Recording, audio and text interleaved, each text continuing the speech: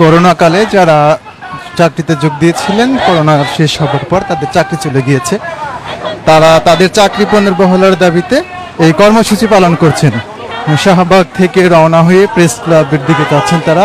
তারা এই কর্মসূচির নাম দিয়েছেন লং মার্চ টু যমুনা এবং তারা স্লোগান দিচ্ছেন, তারা যমুনার দিকে যাবেন বলেছেন। আমরা সরাসরি আপনাদের সাথে যুক্ত হয়েছি যে কোভিড-19 জরুরি জনবলের যে লোকবল ছিল তাদেরকে চাকরি থেকে ছাঁটাই করা হয়েছে, সেইটার প্রতিবাদে তারা এই কর্মসূচি পালন করছেন। তারা চাকরিতে আবার পুনর্বহাল হওয়ার দাবি জানাচ্ছেন।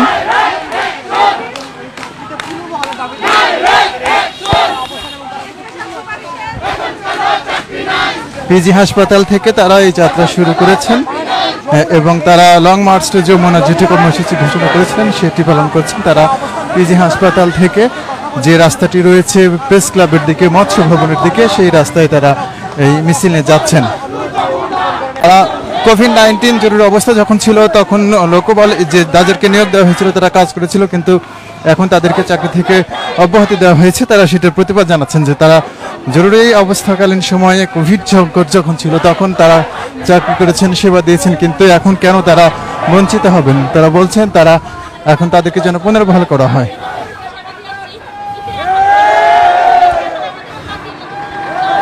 আপনারা দেখছেন সরাসরি প্রেস ক্লাবের দিকের যে রাস্তাটি রয়েছে রমনা পার্কের পাশ দিয়ে, সেই রাস্তায় মিছিল এটি মৎস্য ভবনের দিকে যাচ্ছে। অর্থাৎ তারা যমুনাতে যাবে নাকি প্রেস ক্লাবের দিকে যাবে বলা যাচ্ছে না। তারা কর্মসূচির নাম দিয়েছেন মার্চ টু যমুনা। তারা স্লোগানও দিচ্ছেন যে তারা যমুনাতে যাবেন।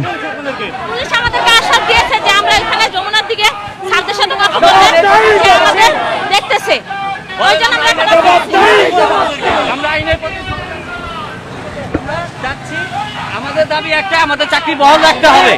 কারণ যখন 2020-এ যখন কোভিড শুরু হয়, এই বিশ্বে কোন লোক বের হয় নাই। আমরা একমাত্র কোভিড যোদ্ধা, যে ফ্রন্ট লাইনে থেকে আমরা 5 বছর হয়েছে আমরা দক্ষ জনবল আমাদেরকে বাদ দিয়ে তারা নিয়োগ বাণিজ্য করতে চায়। এখন যে করোনা মহামারী আবার এখন ধারণ করছে, আমাদের বাদ দিয়ে তারা নতুন করে নিয়োগ বাণিজ্য করতেছে।